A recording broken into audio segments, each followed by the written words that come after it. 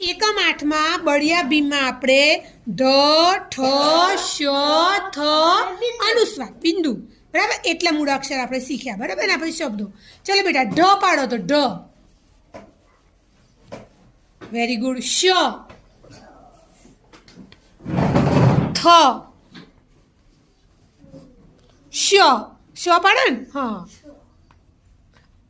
હા એ બિંદુ અનુસ્વાર છે હા ચલો ભાઈ ઢ આ તો શું પાડ્યું હા થ શ વેરી ગુડ ચલો ભાઈ ઢ પાડો ઢ હા પછી શ